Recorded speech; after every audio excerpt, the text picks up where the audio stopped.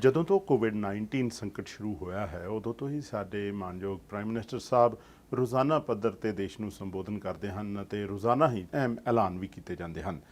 ਅੱਜ ਅਸੀਂ Brampton north ਤੋਂ Liberal MP honourable Ruby Sahota ਜੀ ਦੇ ਨਾਲ ਗੱਲਬਾਤ ਕਰਾਂਗੇ, ਜੋ ਕਿ ਸਾਨੂੰ ਹੁਣ ਤੱਕ ਪ੍ਰਾਈਮ ਮਿਨਿਸਟਰ ਸਾਹਿਬ ਵੱਲੋਂ ਕੀਤੀਆਂ ਗਈਆਂ ਅਨਾਉਂਸਮੈਂਟਸ ਦੇ ਬਾਰੇ ਵਿੱਚ ਜਾਣਕਾਰੀ ਦੇਣਗੇ। ਉੱਥੇ ਹੀ ਭਾਰਤ ਵਿੱਚ ਫਸੇ ਕੈਨੇਡੀਅਨਸ ਦੀ ਦੇਸ਼ ਵਾਪਸੀ ਤੇ ਉੱਠੇ ਵਿਵਾਦ ਬਾਰੇ ਚਰਚਾ ਕਰਨਗੇ ਤੇ ਨਾਲ ਹੀ ਕੁਝ ਹੋਰ ਅਹਿਮ ਮੁੱਦਿਆਂ ਤੇ ਗੱਲਬਾਤ ਕੀਤੀ ਜਾਵੇਗੀ। ਆਓ ਜੀ ਗੱਲਬਾਤ ਦੀ ਸ਼ੁਰੂਆਤ ਕਰਦੇ ਹਾਂ। Thank you honourable Ruby Sahota ਜੀ, ਸਾਨੂੰ ਟਾਈਮ ਦੇਣ ਵਾਸਤੇ ਤੁਹਾਡਾ ਧੰਨਵਾਦ ਔਰ ਜੀ ਆਇਆਂ ਨੂੰ ਜੀ। ਸਤਿ ਸ਼੍ਰੀ ਅਕਾਲ। ਸਤਿ ਸ਼੍ਰੀ ਅਕਾਲ ਜੀ। ਐਂਡ ਤੁਸੀਂ ਅੱਜ ਦੀ ਗੱਲਬਾਤ ਜਿਹੜੀ ਅਸੀਂ ਸ਼ੁਰੂ ਕਰਦੇ ਹਾਂ, ਸਭ ਤੋਂ ਪਹਿਲਾਂ ਤਾਂ ਇਹ ਦੱਸੋ ਕਿ ਪ੍ਰਾਈਮ ਮਿਨਿਸਟਰ ਸਾਹਿਬ ਨੇ ਜੋ ਅੱਜ ਅਨਾਉਂਸਮੈਂਟਸ ਕੀਤੀਆਂ ਨੇ, ਰੈਂਟ ਰਿਲੀਫ ਉਹਨਾਂ ਨੇ ਜੋ ਅਨਾਉਂਸ ਕੀਤਾ, ਉਹ ਕੀ ਹੈ? ਹਾਂਜੀ, ਅੱਜ ਦੀ ਜਿਹੜੀ ਅਨਾਉਂਸਮੈਂਟ ਹੈ, ਆਈ ਥਿੰਕ ਕਾਫੀ ਲੋਕ ਇਹਦੇ ਤੇ ਉਡੀਕ ਕਰ ਰਹੇ ਸੀਗੇ। ਇਹ ਰੈਂਟ ਰਿਲੀਫ ਕਮਰਸ਼ੀਅਲ ਪ੍ਰੋਪਰਟੀਜ਼ ਲਈ ਹੈਗੀ ਆ। ਅਪ ਟੂ 75% ਤੁਹਾਡਾ ਰੈਂਟ ਰਿਲੀਫ ਹੋ ਸਕਦਾ ਹੈਗਾ ਆ। ਇਹ ਜੋ ਅਗਰੀਮੈਂਟ ਪ੍ਰੋਵਿੰਸਿਸ ਦੇ ਨਾਲ ਇਨ ਪ੍ਰਿੰਸੀਪਲ ਹਜੇ ਬਣੀ ਹੈਗੀ ਆ। ਸੋ ਇਹਦੇ ਵੀ ਜਿਸ ਤਰ੍ਹਾਂ ਕਈ ਅਨਾਉਂਸਮੈਂਟਸ ਹੁੰਦੇ ਆ, ਆਈ ਥਿੰਕ ਤੁਹਾਨੂੰ ਥੋੜੀ ਜਿਹੀ ਹੋਰ ਦੇਰ ਕਰਨੀ ਪੈਣੀ ਹੈਗੀ ਆ to wait on all of the final details, ਪਰ ਮੇਨਲੀ ਹੈਗਾ ਜੋ ਲੋਨ forgivable loans landlords ਨੂੰ ਦਿੱਤੇ ਜਾਣਗੇ। ਜਿਹੜੇ landlords ਆਪਦੇ tenants ਦੇ ਨਾਲ ਇੱਕ ਸਮਝੌਤਾ ਕਰਕੇ ਉਹ ਉਹਨਾਂ ਨੂੰ ਅਕੋਮੋਡੇਟ ਕਰਦੇ ਹੈਗੇ ਨੇ ਇਸ ਟਾਈਮ ਤੇ। ਐਂਡ ਸੋ ਆਈ ਥਿੰਕ ਸਭ ਤੋਂ ਜ਼ਿਆਦਾ ਜ਼ਰੂਰੀ ਇਸ ਟਾਈਮ ਪੀਰੀਅਡ ਦੇ ਵਿੱਚ ਇਹ ਹੈਗਾ ਆ ਵੀ ਇਨਸੈਂਟਿਵ ਦਿੱਤਾ ਜਾਵੇ ਸਾਰੇ ਲੈਂਡਲੋਰਡਸ ਨੂੰ, ਹਨਾ, ਜਿਹੜੇ ਕਮਰਸ਼ੀਅਲ ਲੈਂਡਲੋਰਡਸ ਨੇ, ਵੀ ਤੁਸੀਂ ਆਪਦੇ ਟੈਨੈਂਟਸ ਦੇ ਨਾਲ ਕੋਈ ਨਾ ਕੋਈ ਡੀਲ ਬਣਾਉਣ ਦੀ ਕੋਸ਼ਿਸ਼ ਕਰੋ। ਮੈਂ ਕਈ ਲੈਂਡਲੋਰਡਸ ਨੂੰ ਮਿਲੀ ਹੈਗੀ ਆ ਕਿ ਕਾਫੀ ਟਫ ਸੀਗੇ ਆਪਦੇ ਟੈਨੈਂਟਸ ਦੇ ਤੇ ਕਿ ਆਲਰੇਡੀ ਇਸ ਗੱਲ ਹੋਣ ਤੋਂ ਪਹਿਲਾਂ ਹੀ ਸਮਝੌਤਾ ਬਣਾ ਰਹੇ ਸੀ, ਡਿਫਰ ਵੀ ਕਰ ਰਹੇ ਸੀ ਕਈ ਲੋਕ। ਪਰ this will give added incentive, ਕਿਉਂਕਿ ਜਿਹੜਾ ਐਕਚੁਅਲ ਪ੍ਰੋਗਰਾਮ ਹੈਗਾ ਉਹਨੂੰ ਹਜੇ 2-3 ਹਫ਼ਤੇ ਲੱਗ ਜਾਣਗੇ ਰੋਲ ਆਊਟ ਹੋਣ ਨੂੰ, and for the money to be available for the ਲੈਂਡਲੋਰਡਸ।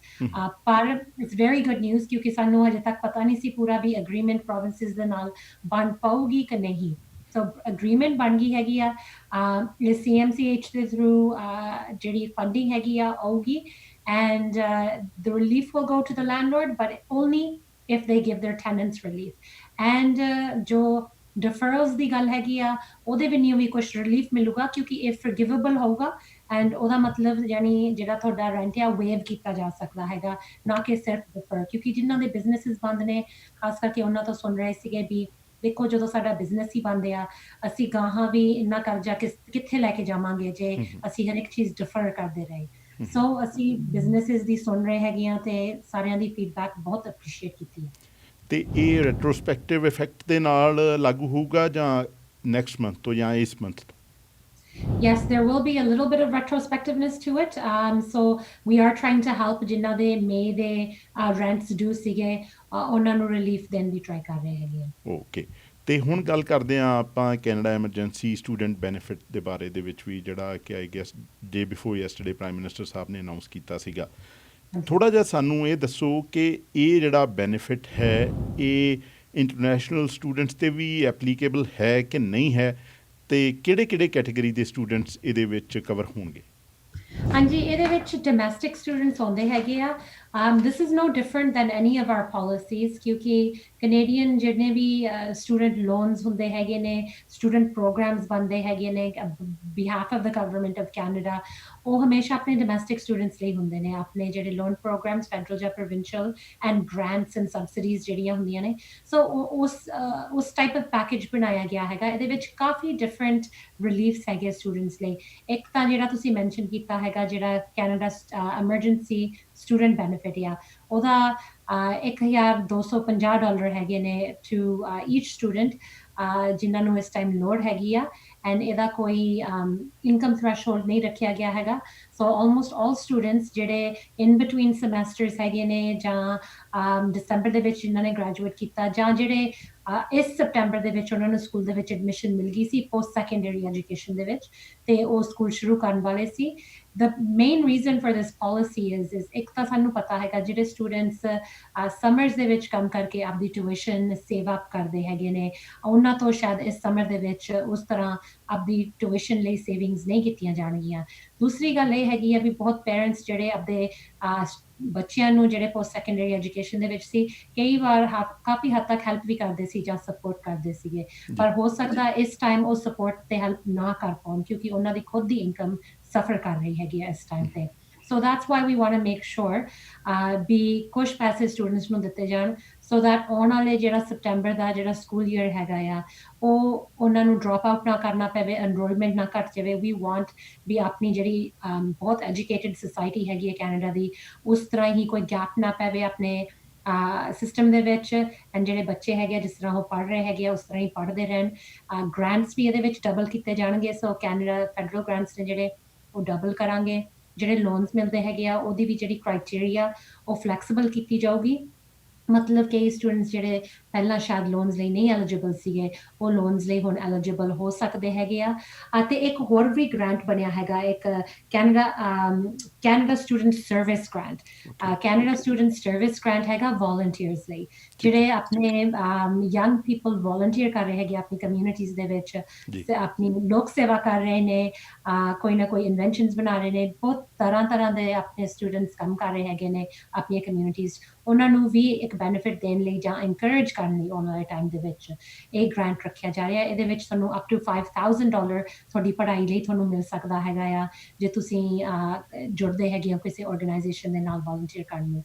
And there is more than this too. I mean, there's the Student Canada corpse fund as well.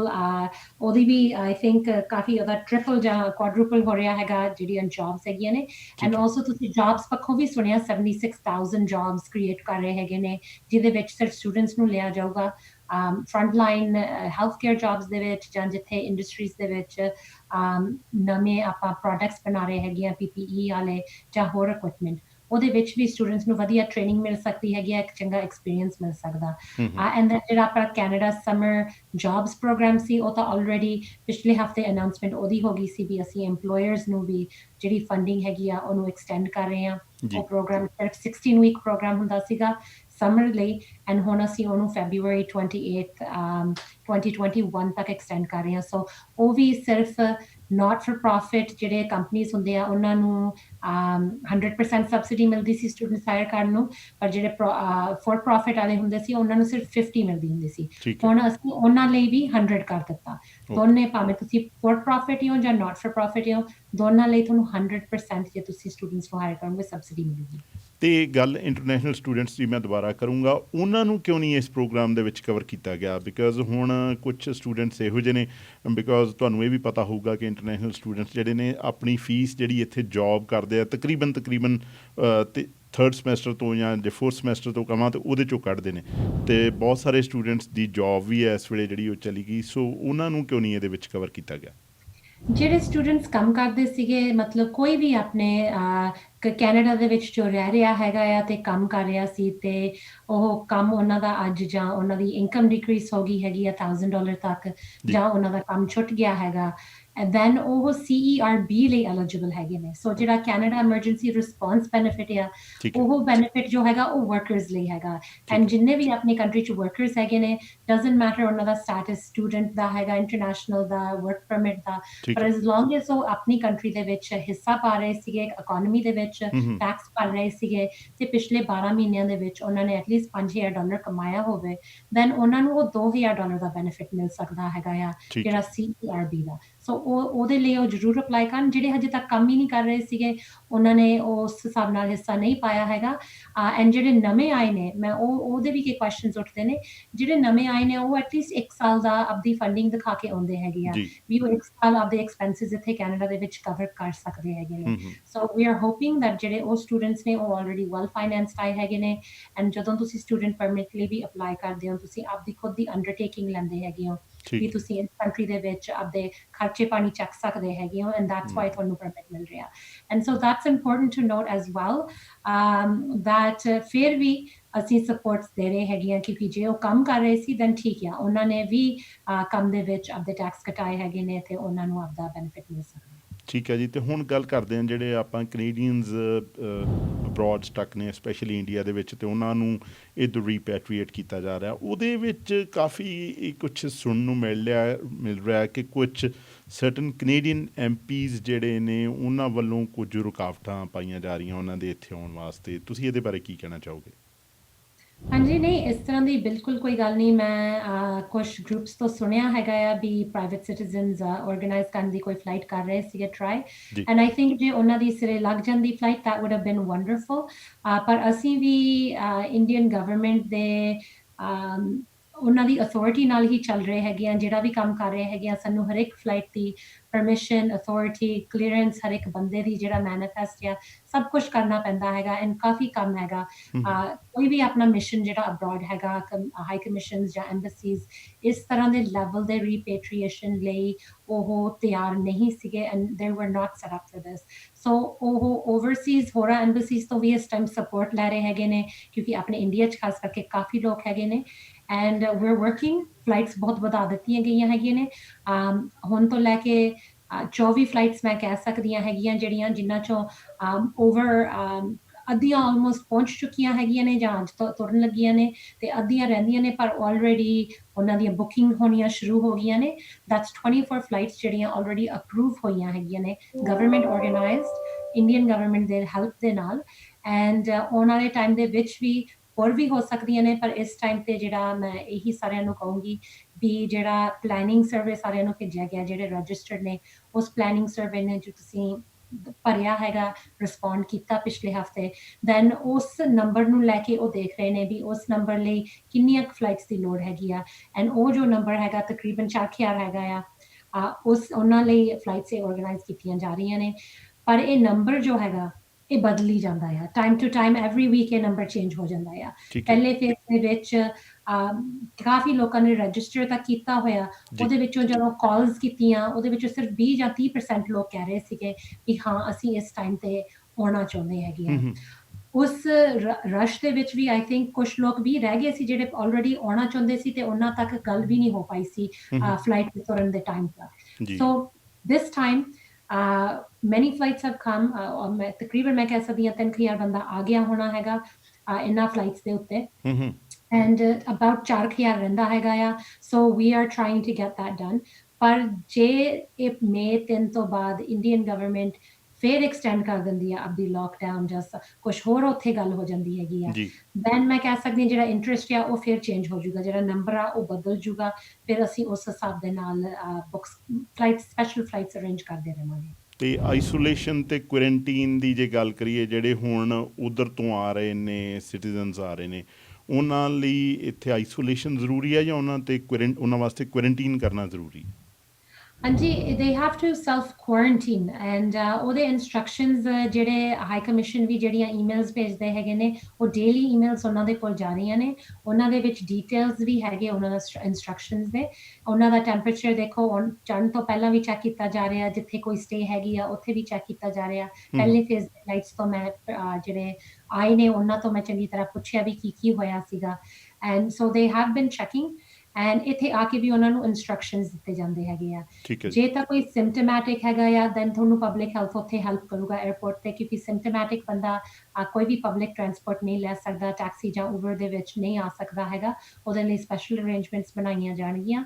ਪਰ ਜੇ ਤੁਸੀਂ ਸਿੰਪਟੋਮੈਟਿਕ ਨਹੀਂ ਹੈਗੇ, ਮਤਲਬ ਤੁਹਾਨੂੰ ਕੋਈ ਵੀ ਬੁਖਾਰ, ਖੰਘ ਜਾਂ ਕੋਈ ਵੀ ਜਿਹੜੇ ਸਿੰਪਟਮਸ ਨੇ ਉਹ ਨਹੀਂ ਹੈਗੇ, ਦੈਨ ਤੁਹਾਨੂੰ ਦੱਸਿਆ ਜਾਂਦਾ ਹੈਗਾ ਵੀ ਤੁਸੀਂ ਰਸਤੇ ਦੇ ਵਿੱਚ ਕਿਤੇ ਵੀ ਰੁਕਣਾ ਨਹੀਂ ਹੈਗਾ, ਕੋਈ ਵੀ ਗੈਸ ਲੈਣ ਲਈ ਜਾਂ nothing really, they don't want you to stop for groceries or anything। ਠੀਕ ਹੈ। ਐਂਡ ਸੋ ਘਰ ਤੁਹਾਡਾ ਉਹਨਾਂ ਨੇ ਤੁਹਾਨੂੰ ਪਲਾਨ ਵੀ ਪੁੱਛਣਾ ਹੈਗਾ 에ਅਰਪੋਰਟ ਤੇ। ਐਕਚੁਅਲੀ ਤੁਹਾਡੇ ਰਜਿਸਟਰ ਹੋਣ ਤੋਂ ਪਹਿਲਾਂ ਹੀ, ਹੁਣ ਜਦੋਂ ਤੁਸੀਂ ਟਰੈਵਲ ਪਲਾਨ ਬਣਾਉਂਦੇ ਹੈਗੇ ਹੋ ਹਾਈ ਕਮਿਸ਼ਨ ਨਾਲ, ਉਹ ਤੁਹਾਨੂੰ ਉਸ ਟਾਈਮ ਤੇ ਪੁੱਛਦੇ ਹੈਗੇ ਆ। ਉਹਨਾਂ ਨੇ ਸਾਰਿਆਂ ਨੂੰ ਹੁਣ ਪੁੱਛਿਆ ਹੋਇਆ ਹੈਗਾ ਵੀ ਤੁਹਾਡਾ ਪਲਾਨ ਕੀ ਹੈਗਾ ਕੁਆਰੰਟੀਨ ਕਰਨ ਲਈ ਜਦੋਂ ਤੁਸੀਂ ਵਾਪਸ ਪਹੁੰਚਦੇ ਹੋ। ਮਤਲਬ ਤੁਸੀਂ ਇਕੱਲੇ ਹੀ ਬਿਨਾਂ ਕੋਈ ਹੋਰ ਪਰਿਵਾਰ ਦੇ ਮੈਂਬਰਸ ਤੋਂ ਕਿਤੇ ਇਕੱਲੇ ਰਹਿਣਾ ਹੈਗਾ ਆ। ਸੋ ਦੈਟ ਮੀਨਸ ਜਿਨ੍ਹਾਂ ਟਰੈਵਲਰਸ ਦੇ ਨਾਲ ਤੁਸੀਂ ਆ ਰਹੇ ਹੋ, ਜੇ ਤੁਸੀਂ ਜਿਵੇਂ ਕਹਿ ਲਓ ਹਸਬੈਂਡ ਵਾਈਫ ਆ ਰਹੇ ਹੋ, ਦੈਨ ਠੀਕ ਆ। ਜੇ ਤੁਹਾਡੇ ਕੋਲ ਕੋਈ ਘਰ ਦੇ ਵਿੱਚ ਤੁਹਾਡੇ ਕੋਈ ਹੋਰ ਰਹਿੰਦਾ ਹੈਗਾ, you have to make sure we ਤੁਹਾਡੇ ਕੋਲ ਸੈਪਰੇਟ ਸਪੇਸ ਹੋਵੇ, ਉਹਨਾਂ ਤੋਂ ਬਿਲਕੁਲ ਸੈਪਰੇਟ ਸਪੇਸ। ਨਹੀਂ ਤੁਹਾਨੂੰ ਕੋਈ ਹੋਟਲ ਦੇ ਵਿੱਚ ਰਹਿਣਾ ਪੈਣਾ ਹੈਗਾ ਆ at least for 14 days। ਸੋ ਇਹ ਇਨਫੋਰਮੇਸ਼ਨ ਉਹਨਾਂ ਨੂੰ ਹੋਣੀ ਬਹੁਤ ਜ਼ਰੂਰੀ ਹੈਗੀ ਆ ਵੀ ਤੁਹਾਡੇ ਕੋਲ ਕੋਈ ਸੈਪਰੇਟ ਪਲੇਸ ਹੈਗੀ ਆ। ਨਹੀਂ ਪਬਲਿਕ ਹੈਲਥ ਏਜੰਸੀ ਤੁਹਾਡੇ ਨਾਲ ਕੰਮ ਕਰੂਗੀ ਇਸ ਅਰੇਂਜਮੈਂਟ ਬਣਾਉਣ ਲਈ। So that is very important. ਜਿਹੜੇ ਨਾਨ ਟਰੈਵਲਰਸ ਸੀ ਵਰਸਸ ਟਰੈਵਲਰਸ ਉਹਨਾਂ ਨੂੰ ਅਲੱਗ ਇੱਕ ਦੂਜੇ ਤੋਂ ਰਹਿਣਾ ਪੈ ਰਿਹਾ ਹੈਗਾ। ਠੀਕ ਹੈ। ਜੇ ਇੱਕ ਅੱਧਾ ਬੰਦਾ ਜਿਹੜਾ ਡਾਇਗਨੋਸ ਵੀ ਹੋ ਜਾਂਦਾ ਹੈਗਾ ਕੋਰੋਨਾ ਵਾਇਰਸ ਦੇ ਨਾਲ, ਉਹਨਾਂ ਨੂੰ ਵੀ ਆਪਦੇ ਕਮਰੇ ਦੇ ਵਿੱਚ ਸੈਲਫ ਆਈਸੋਲੇਟ ਕਰਨ ਨੂੰ ਦੱਸਿਆ ਜਾਂਦਾ ਜੇ ਉਹ ਇਕੱਲੇ ਨਹੀਂ ਰਹਿੰਦੇ। ਜੇ ਇਕੱਲੇ ਰਹਿੰਦੇ ਆ ਤਾਂ ਉਹ ਆਪਦੇ ਘਰ ਦੇ ਵਿੱਚ ਸੈਲਫ ਆਈਸੋਲੇਟ ਕਰ ਸਕਦੇ ਹੈਗੇ ਆ। ਉਹਨਾਂ 'ਤੇ ਰੋਜ਼ ਹੀ ਉਹਨਾਂ ਨੂੰ ਫੋਨ ਆਉਂਦਾ ਹੈਗਾ ਤਕਰੀਬਨ ਹੈਲਥ ਏਜੰਸੀ ਤੋਂ, ਉਹਨਾਂ 'ਤੇ ਚੈੱਕਅਪ ਕਰਨ ਲਈ ਉਹਨਾਂ ਤੋਂ ਸਵਾਲ ਪੁੱਛੇ ਜਾਂਦੇ ਹੈਗੇ ਆ। ਐਂਡ ਜੇ ਉਹਨਾਂ ਨੂੰ ਕੋਈ ਐਮਰਜੈਂਸੀ ਕੋਈ ਚੀਜ਼ ਦੀ ਵੀ ਲੋੜ ਆ, ਉਹਦੇ ਵਿੱਚ ਵੀ ਉਹਨਾਂ ਦੀ ਮਦਦ ਕੀਤੀ ਜਾ ਸਕਦੀ ਹੈ। ਪੈਨਲਟੀਮੇਟ ਕੁਐਸਚਨ ਹੈ ਮੇਰਾ ਕਿ ਤੁਸੀਂ house procedure and affairs committee ਨੂੰ ਚੇਅਰ ਕਰਦੇ ਆ। ਕੱਲ ਉਸ ਕਮੇਟੀ ਦੀ ਮੀਟਿੰਗ ਸੀਗੀ ਕਿ ਪਾਰਲੀਮੈਂਟ ਦੀਆਂ ਜਿਹੜੀਆਂ ਹੁਣ ਪ੍ਰੋਸੀਡਿੰਗਸ ਨੇ ਉਹਨਾਂ ਨੂੰ ਵਰਚੁਅਲੀ ਚਲਾਉਣਾ ਜਾਂ ਇਨ ਪਰਸਨ ਮੀਟਿੰਗਸ ਜਿਹੜੀਆਂ ਨੇ ਕਰਨੀਆਂ, ਫਿਰ ਕੀ ਡਿਸਾਈਡ ਹੋਇਆ ਜੀ ਹੁਣ? ਹਾਂਜੀ, ਹਜੇ ਡਿਸੀਜਨ ਜਿਹੜਾ ਸਾਡਾ ਫਾਈਨਲ ਰਿਪੋਰਟ May 15th ਨੂੰ ਡਿਊ ਹੈਗੀ ਆ। So we have a ਫਿਊ more meetings ਜਿਹਦੇ ਵਿੱਚ ਅਸੀਂ ਵਿਟਨੈਸਿਸ ਦੀ ਟੈਸਟੀਮੋਨੀ ਲੈ ਰਹੇ ਹੈਗੇ ਆ। ਜਿੰਨੇ ਵੀ ਕਨਸਟੀਟਿਊਸ਼ਨਲ ਪ੍ਰੋਸੀਜਰਲ ਐਕਸਪਰਟਸ ਹੈਗੇ ਨੇ ਆਪਣੀ ਕੰਟਰੀ ਦੇ ਵਿੱਚ ਤੇ ਅਬਰਾਡ ਤੋਂ ਵੀ ਹੋਰ ਪਾਰਲੀਮੈਂਟਸ ਕੀ ਕਰ ਰਹੀਆਂ ਨੇ ਇਸ ਸਮੇਂ ਦੇ ਵਿੱਚ, ਉਹ ਆਪਦਾ ਲੈਜਿਸਲੇਸ਼ਨ ਕਿਸ ਤਰ੍ਹਾਂ ਪਾਸ ਕਰ ਰਹੇ ਨੇ, ਆਪਦਾ ਕੰਮ ਕਿਸ ਤਰ੍ਹਾਂ ਕਰ ਰਹੇ ਨੇ। ਜਿਸ ਤਰ੍ਹਾਂ UK, ਆਸਟ੍ਰੇਲੀਆ ਜੋ ਆਪਣੇ ਕੰਪੈਰੇਬਲ ਜਿਹੜੀਆਂ ਪਾਰਲੀਮੈਂਟਸ ਹੈਗੀਆਂ ਨੇ, and we're going to be taking testimony from them as well. Speaker ਨੇ ਵੀ ਸਾਨੂੰ ਆ ਕੇ ਦੱਸਿਆ, law clerk ਨੇ ਤੇ clerk of the House of Commons ਵੀ ਉਹ ਕਿਹੜੇ ਕੰਮ already, ਕਿਹੜੀਆਂ ਸਹੂਲਤਾਂ already arrangements ਬਣਾ ਚੁੱਕੇ ਨੇ। ਜਿਸ ਤਰ੍ਹਾਂ ਆਪਾਂ ਦੇਖਿਆ 3 ਸੈਸ਼ਨ ਲੱਗ ਚੁੱਕੇ ਹੈਗੇ ਨੇ already ਪਾਰਲੀਮੈਂਟ ਦੇ, ਹਾਊਸ ਆਫ ਕਾਮਨਸ ਦੇ। ਐਂਡ ਜਿਹੜੀਆਂ ਸਾਡੀਆਂ ਕਮੇਟੀਜ਼ ਨੇ ਉਹ ਵਰਚੁਅਲੀ ਇਸ ਟਾਈਮ ਕੰਮ ਕਰ ਰਹੀਆਂ ਹੈਗੀਆਂ ਨੇ। ਕੁਛ ਲੋਕ ਉੱਥੇ ਪ੍ਰੈਜ਼ੈਂਟ ਹੈਗੇ ਨੇ ਐਂਡ ਕੁਛ ਲੋਕ ਵਰਚੁਅਲੀ ਕਰ ਰਹੇ ਹੈਗੇ ਨੇ। So they are making sure we social distancing measures in place ਹੈਗੇ ਨੇ। ਪਰ ਇਹ ਕਾਫੀ ਕੰਪਲਿਕੇਟਡ ਹੈਗਾ। ਇਹਦੇ ਦੇਖੋ ਕਈ ਪੱਖ ਨੇ, ਕਈ ਇਹਦੇ ਵਿਰੋਧ ਦੇ ਵਿੱਚ ਵੀ ਹੈਗੇ ਨੇ ਵੀ ਨਹੀਂ ਪਾਰਲੀਮੈਂਟ ਉਸ ਤਰ੍ਹਾਂ ਹੀ ਰਿਜ਼ੂਮ ਕਰਨਾ ਚਾਹੀਦਾ। ਹੈਲਥ ਐਕਸਪਰਟਸ ਨੇ ਵੀ ਆ ਕੇ ਟੈਸਟੀਮੋਨੀ ਦਿੱਤੀ ਹੈਗੀ ਆ ਵੀ ਉਹਨਾਂ ਦਾ ਪ੍ਰੋਫੈਸ਼ਨਲ ਓਪੀਨੀਅਨ ਕੀ ਹੈਗਾ ਆ। ਐਂਡ ਜੋ ਪਾਰਲੀਮੈਂਟ ਆ ਉਹ ਸਿਰਫ 365 ਜਿਹੜੇ MPs ਨੇ, ਸਿਰਫ ਉਹਨਾਂ ਦੀ ਗੱਲ ਨਹੀਂ ਨਾ ਹੈਗੀ। ਇਹਦੇ ਲਈ ਬਹੁਤ ਵੱਡਾ ਇੱਕ ਸਪੋਰਟ ਸਟਾਫ ਸਿਸਟਮ ਲੱਗਦਾ ਹੈਗਾ ਪੂਰੀ ਦੀ ਪੂਰੀ ਪਾਰਲੀਮੈਂਟ ਚਲਾਉਣ ਲਈ। ਐਂਡ ਅਸੀਂ ਬਹੁਤ ਕਲੋਸ ਕਾਊਂਟਰਸ ਦੇ ਵਿੱਚ ਕੰਮ ਕਰਦੇ ਹੈਗੇ ਆ ਇੱਕ ਦੂਜੇ ਦੇ ਨਾਲ। ਮਤਲਬ ਸਾਡੀਆਂ ਸੀਟਸ ਇੱਕ ਦੂਜੇ ਦੇ ਮੋਢੇ ਨਾਲ ਜੁੜੀਆਂ ਹੋਈਆਂ ਹੁੰਦੀਆਂ ਹੈਗੀਆਂ ਨੇ। A very tight situation and so we're trying to figure out we ਇਹ ਕਿਸ ਤਰ੍ਹਾਂ ਹੋ ਸਕਦਾ, ਕਿਉਂਕਿ ਇਹ ਜਿਹੜਾ ਆਪਣਾ ਕੋਰੋਨਾ ਵਾਇਰਸ ਦਾ ਸਿਚੁਏਸ਼ਨ ਆ ਉਹ ਤਾਂ ਆਪਾਂ ਨੂੰ ਪਤਾ ਕਈ ਫੇਜ਼ਸ ਦੇ ਵਿੱਚ ਆ ਰਿਹਾ ਤੇ ਇਹਨੂੰ ਕੁਝ ਵਕਤ ਲੱਗ ਸਕਦਾ ਆ। ਪਰ ਘਰੋਂ ਫਿਰ ਵੀ MPs ਸਾਰੇ ਕੰਮ ਕਰ ਰਹੇ ਹੈਗੇ ਨੇ ਆਪਣੇ ਕੰਸਟੀਚੁਐਂਟਸ ਦੇ ਨਾਲ, ਉਹਨਾਂ ਨੂੰ ਉਹਨਾਂ ਦੀ ਫੀਡਬੈਕ ਲੈਣ ਦੇ ਵਿੱਚ, ਉਹਨਾਂ ਦੇ ਕੁਐਸਚਨਸ ਆਨਸਰ ਕਰਨ ਦੇ ਵਿੱਚ, ਐਂਡ ਆਫ ਕੋਰਸ ਕਮੇਟੀ ਦੇ ਵਿੱਚ ਵੀ। ਐਂਡ ਜੋ ਗਵਰਨਮੈਂਟ ਸਾਡੀਆਂ ਮੀਟਿੰਗਸ ਰੋਜ਼ ਦੀਆਂ ਹੁੰਦੀਆਂ ਹੈਗੀਆਂ ਨੇ ਉਹਦੇ ਵਿੱਚ ਅਸੀਂ ਆਈਡੀਆਜ਼ ਡਿਸਕਸ ਕਰਦੇ ਹੈਗੇ ਆ ਵੀ ਕਿਹੜੀਆਂ ਪਾਲਿਸੀਜ਼ ਲਿਆਂਦੀਆਂ ਜਾ ਸਕਦੀਆਂ ਨੇ। ਪਰ ਪ੍ਰੀਟੀ ਸੂਨ ਆਈ ਥਿੰਕ ਤੁਸੀਂ ਇੱਕ ਨਿਊ ਟਾਈਪ ਆਫ ਪਾਰਲੀਮੈਂਟ ਦੇਖੋਗੇ। ਪਾਰਲੀਮੈਂਟ ਦੇਖੋ ਹੋਰ ਆਪਣੇ ਜਿਹੜੇ ਕੈਨੇਡੀਅਨ ਬਿਜ਼ਨੈਸਿਸ ਨੇ ਬਹੁਤ ਐਡਵਾਂਸਮੈਂਟ ਕਰਦੇ ਆ, ਮਾਡਰਨਾਈਜ਼ ਕਰਦੇ ਹੈਗੇ ਆ। ਪਰ ਪਾਰਲੀਮੈਂਟ ਇੱਕ ਉਹ ਜਗ੍ਹਾ ਹੈਗੀ ਆ ਜਿੱਥੋਂ ਬਹੁਤ ਐਡਵਾਂਸ ਲੈਜਿਸਲੇਸ਼ਨ ਨਿਕਲਦਾ ਆ ਹੋਰਾਂ ਆਕਿਊਪੇਸ਼ਨਸ ਲਈ ਜਾਂ ਬਿਜ਼ਨੈਸਿਸ ਲਈ। ਪਰ ਖੁਦ ਦੇ ਲਈ ਅਸੀਂ ਕਾਫੀ ਇੱਕ ਟ੍ਰੈਡੀਸ਼ਨਲ ਵਰਕ ਪਲੇਸ ਹੈਗੇ ਆ। ਮਤਲਬ ਜਿਹੜੇ ਸਾਡੇ ਰੂਲਸ ਐਂਡ ਪ੍ਰੋਸੀਜਰਸ ਵੀ ਹੈਗੇ ਉਹ ਵੀ 100 ਸਾਲ ਪੁਰਾਣੇ ਹੈਗੇ ਨੇ। ਐਂਡ ਉਹਦੇ ਵਿੱਚ ਜਦੋਂ ਕੋਈ ਵੀ ਚੇਂਜ ਲਿਆਉਣ ਦੀ ਟਰਾਈ ਕਰਦੇ ਹੈਗੇ ਆ ਉਹਦੇ ਵਿੱਚ ਬਹੁਤ ਆਪੋਜੀਸ਼ਨ ਹੁੰਦੀ ਹੈਗੀ ਆ ਵੀ ਇਹ ਜਿਹੜੇ ਰੂਲਸ ਨੇ ਉਹ ਨਾ ਚੇਂਜ ਕੀਤੇ ਜਾਣ ਬਿਨਾਂ ਕੰਸੈਂਸਸ ਤੋਂ। And so we're working on it. ਠੀਕ ਹੈ ਜੀ। ਤੇ ਲਾਸਟ ਕੁਐਸਚਨ ਆ ਮੇਰਾ ਐਂਡ ਮੈਨੂੰ ਲੱਗਦਾ ਕਿ ਬਹੁਤ ਇੰਪੋਰਟੈਂਟ ਆ। ਗਨ ਲੈਜਿਸਲੇਸ਼ਨ ਦੀ ਮੈਂ ਗੱਲ ਕਰਾਂਗਾ। ਲਾਸਟ ਵੀਕਐਂਡ ਤੇ ਨੋਵਾ ਸਕੋਸ਼ੀਆ ਦੇ ਵਿੱਚ ਕੈਨੇਡਾ ਦੀ ਹਿਸਟਰੀ ਦਾ ਬਲੱਡੀਐਸਟ ਇਨਸੀਡੈਂਟ ਵਾਪਰਿਆ। ਐਂਡ ਈਵਨ ਇੰਟੈਰੀਓ ਦੇ ਵਿੱਚ ਟੋਰਾਂਟੋ 'ਚ ਵੀ ਵੈਨ ਅਟੈਕ ਹੋਇਆ ਸੀ, ਨੋ ਡਾਊਟ। ਉਹਦੇ ਵੀ ਹੁਣ 2 ਸਾਲ ਹੋ ਗਏ। ਇਟ ਵਾਜ਼ ਸੌਰਟ ਆਫ, ਮੈਂ ਕਹਾਂ ਤੇ ਬੇਸ਼ੱਕ ਉਹਦੇ 'ਚ ਗਨ ਤਾਂ ਨਹੀਂ ਸੀ ਯੂਜ਼ ਕੀਤੀ ਗਈ, ਬਟ ਸਟਿਲ ਇਹ ਵੀ ਇੱਕ ਬਹੁਤ ਮਾੜੀ ਘਟਨਾ ਸੀਗੀ। ਹੁਣ ਗੱਲ ਇਹ ਚੱਲ ਰਹੀ ਹੈ ਕਿ ਲੈਜਿਸਲੇਸ਼ਨ ਲਿਆਉਣ ਦੇ ਬਾਰੇ ਦੇ ਵਿੱਚ, ਅਤੇ ਕੀ COVID-19 ਦਾ ਜਦੋਂ ਇਹ ਸਾਰਾ ਇੰਨਾ ਇਸ ਵੇਲੇ ਜ਼ੋਰ ਆ, ਅਤੇ ਉਸ ਟਾਈਮ ਦੇ ਵਿੱਚ ਇਹ ਗਨ ਲੈਜਿਸਲੇਸ਼ਨ ਆਊਗਾ, ਅਤੇ ਜੇ ਆਊਗਾ ਤਾਂ ਕਿਹੋ ਜਿਹਾ ਲੈਜਿਸਲੇਸ਼ਨ ਆ ਸਕਦਾ?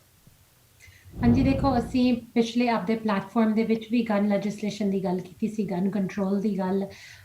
ਉਸ ਟਾਈਮ 'ਤੇ ਅਸੀਂ ਫਾਇਰ ਆਰਮਸ ਨੂੰ we wanted to make sure that ਜਿਹੜੇ ਅਵੇਲੇਬਿਲਿਟੀ ਹੈਗੀ ਆ ਫਾਇਰ ਆਰਮਸ ਦੀ ਉਹ ਘੱਟ ਹੋਵੇ, ਸਪੈਸ਼ਲੀ ਆਟੋਮੈਟਿਕ ਅਸੌਲਟ ਰਾਈਫਲਸ ਜਿਹੜੇ ਹੈਗੇ ਨੇ, ਮਿਲੀਟਰੀ ਸਟਾਈਲ ਰਾਈਫਲਸ ਜੋ ਹੁੰਦੇ ਨੇ। We do believe that military assault rifles ਲਈ ਕੋਈ ਜ਼ਰੂਰਤ ਨਹੀਂ ਹੈਗੀ ਆਪਣੇ ਮੁਲਕ ਦੇ ਵਿੱਚ।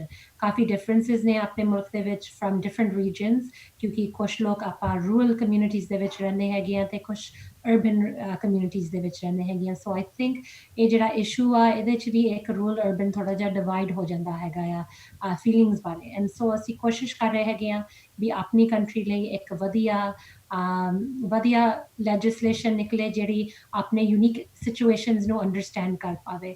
ਵੀ ਡੂ ਅੰਡਰਸਟੈਂਡ ਵੀ ਕੁਛ ਰੂਰਲ ਏਰੀਆਜ਼ ਦੇ ਵਿੱਚ ਜੋ ਪੁਲਿਸਿੰਗ ਵੀ ਹੈਗੀ ਆ ਉਹ ਜਲਦੀ ਤੋਂ ਜਲਦੀ ਉਹਨਾਂ ਤੱਕ ਨਹੀਂ ਪਹੁੰਚ ਸਕਦੀ ਹੈਗੀ। ਸੋ ਇਹਦੇ ਵਿੱਚ ਕਈ ਫੈਕਟਰਸ ਹੁੰਦੇ ਆ ਜਿਹੜੇ ਸਾਨੂੰ ਦੇਖਣੇ ਪੈਂਦੇ ਆ, ਪਰ ਵੀ ਆਰ ਕਮਿਟਡ। ਸਾਡੇ ਪ੍ਰਾਈਮ ਮਿਨਿਸਟਰ ਜਸਟਿਨ ਟਰੂਡੋ ਨੇ ਵੀ ਕਿਹਾ ਹੈਗਾ ਕੁਛ ਦਿਨ ਪਹਿਲਾਂ ਹੀ ਵੀ ਜੋ ਗਨ ਲੈਜਿਸਲੇਸ਼ਨ ਅਸੀਂ ਲਿਆਉਣ ਵਾਲੇ ਸੀਗੇ ਜਦੋਂ ਪਾਰਲੀਮੈਂਟ ਨਾਰਮਲੀ ਚੱਲ ਰਹੀ ਸੀਗੀ, ਉਸ ਲੈਜਿਸਲੇਸ਼ਨ ਨੂੰ ਅਸੀਂ ਫਿਗਰ ਆਊਟ ਕਰ ਰਹੇ ਹੈਗੇ ਆ ਹੁਣ ਇਸ ਸਪੈਸ਼ਲ ਸਰਕਮਸਟੈਂਸਿਸ ਦੇ ਵਿੱਚ ਵੀ ਅਸੀਂ ਉਹਨੂੰ ਕਿਸ ਤਰ੍ਹਾਂ ਪ੍ਰੈਜ਼ੈਂਟ ਕਰ ਸਕਦੇ ਹੈਗੇ ਹਾਊਸ 'ਚ। But we are going to work on it. ਅਸੀਂ ਮਗਰ ਨਹੀਂ ਹਟਣਾ ਹੈਗਾ। We have to control and strengthen gun laws in this country. ਤੇ in closing what would you like to say? Anji, in closing, I would just like to say that I want to thank everybody. बहुत Canadians ने साथ दिता हैगा अब the federal government दा, अब the local governments दा भी, and जिस तरह अपने सारे premiers, prime minister, cabinets, and अपने ਜਿਹੜੇ frontline workers ने, I think they've all been working very hard to make sure भी ਕਿਸੇ ਪੱਖੋਂ ਵੀ ਭਾਵੇਂ ਉਹ public health ਦੇ ਪੱਖੋਂ ਜਾਂ economic side ਤੋਂ ਵੀ ਕੋਈ ਬੰਦਾ ਸਪੋਰਟ ਤੋਂ ਬਿਨਾਂ ਨਾ ਰਹੇ ਇਸ ਟਾਈਮ ਦੇ ਵਿੱਚ। ਸੋ ਅਸੀਂ ਨਵੀਂ ਤੋਂ ਨਵੀਂ ਰੋਜ਼ ਦੀ ਅਨਾਉਂਸਮੈਂਟਸ ਤੁਹਾਡੇ ਤੱਕ ਲੈ ਕੇ ਆ ਰਹੇ ਹੈਗੇ ਆ ਟੂ ਹੈਲਪ ਸਪੋਰਟ ਯੂ। ਪਰ ਆਈ ਨੋ ਇਹ ਬਹੁਤ ਟਫ ਟਾਈਮ ਹੈਗਾ। ਮੈਂਟਲ ਹੈਲਥ ਐਂਡ ਸਟ੍ਰੈਸ ਤੇ ਵੀ, ਐਂਗਜ਼ਾਇਟੀ ਤੇ ਵੀ ਸਾਰਿਆਂ ਤੇ ਬਹੁਤ ਡਿਫਿਕਲਟ ਟਾਈਮ ਹੈਗਾ ਉਸ ਐਸਪੈਕਟ ਤੋਂ, and we're thinking about that as well we ਇਸ ਤੋਂ ਬਾਅਦ ਆਪਾਂ ਕੈਨੇਡੀਅਨਸ ਨੂੰ ਕਿਸ ਤਰ੍ਹਾਂ ਸਪੋਰਟ ਕਰ ਸਕਦੇ ਹੈਗੇ ਆ, ਕਿਉਂਕਿ ਕਾਫੀ ਸਟ੍ਰੈਸਫੁਲ ਟਾਈਮ ਹੈਗਾ ਸਾਰਿਆਂ ਲਈ। ਸੋ ਆਈ ਵਿਸ਼ everyone to stay safe and healthy during this time, and to please listen to the advice. But overall apna country jo hega comparatively I think kafi vadiya steps le hoye ne। kuch cheezaਂ ਹੈਗੀਆਂ ਨੇ ਜਿਹੜੀਆਂ ਠੀਕ ਆ। Afterwards ਆਪਾਂ ਨੂੰ hindsight is 2020, and ਆਪਾਂ ਨੂੰ ਹੁਣ ਪਤਾ ਲੱਗ ਰਿਹਾ ਹੈਗਾ ਵੀ maybe some things could have been done a little bit differently, but at least ਅਸੀਂ public health ਦੀ ਜਿਹੜੀ ਵੀ advice ਹੈਗੀ ਆ ਉਹ ਆਪਾਂ ਸੁਣ ਰਹੇ ਹੈਗੇ ਆ। and ਆਪਾਂ ਦੇਖ ਰਹੇ ਹੈਗੇ ਆ ਕੁਝ ਕੰਟਰੀਜ਼ ਦੇ ਵਿੱਚ ਬਿਲਕੁਲ ਕੋਆਰਡੀਨੇਸ਼ਨ ਨਹੀਂ ਹੈਗੀ federal and state level the, and ਜੋ ਪਬਲਿਕ ਹੈਲਥ ਐਡਵਾਈਸ ਆ ਉਹ ਚੰਗੀ ਤਰ੍ਹਾਂ ਨਹੀਂ ਉਹਦੇ ਤੇ ਅਸਰ ਕੀਤਾ ਜਾ ਰਿਹਾ ਹੈਗਾ, ਐਂਡ ਬਹੁਤ ਟ੍ਰੈਜਡੀਜ਼ ਹੋ ਰਹੀਆਂ ਹੈਗੀਆਂ ਨੇ। ਸੋ I think we are very in a good position, and ਆਉਣ ਵਾਲੇ ਟਾਈਮ ਦੇ ਵਿੱਚ ਆਪਣੀ ਇਕੋਨਮੀ ਜੋ ਵੀ ਹੈਗੀ ਆ ਇਸ ਸਪੋਰਟਸ ਦੇ ਕਰਕੇ ਵੀ ਜਲਦੀ ਤੋਂ ਜਲਦੀ ਬਾਉਂਸ ਬੈਕ ਕਰ ਪਾਉਂਗੀ। ਥੈਂਕ ਯੂ ਵੈਰੀ ਮਚ ਜੀ। ਰੈਡ FM ਨੂੰ ਟਾਈਮ ਦੇਣ ਵਾਸਤੇ ਥੈਂਕ ਯੂ। ਇਹ ਸਨ ਜੀ ਬਰੈਂਪਟਨ ਨਾਰਥ ਤੋਂ ਲਿਬਰਲ MP ਆਨਰੇਬਲ ਰੂਬੀ ਸਹੂਤਾ ਜੀ, ਜਿਨ੍ਹਾਂ ਨੇ ਸਾਡੇ ਵੱਲੋਂ ਪੁੱਛੇ ਗਏ ਵੱਖ-ਵੱਖ ਸਵਾਲਾਂ ਦਾ ਕਾਫੀ ਵਿਸਥਾਰ ਦੇ ਵਿੱਚ ਜਵਾਬ ਦਿੱਤਾ। ਇਸੇ ਤਰ੍ਹਾਂ ਹੀ ਨਵੀਂ ਗੱਲਬਾਤ ਲੈ ਕੇ ਤੁਹਾਡੇ ਰੂਬਰੂ ਫਿਰ ਤੋਂ ਹਾਜ਼ਰ ਹੋਵਾਂਗੇ। ਉਦੋਂ ਤੱਕ ਲਈ ਤੁਹਾਡਾ ਸਾਡਾ ਰੱਬ ਰਾਖਾ।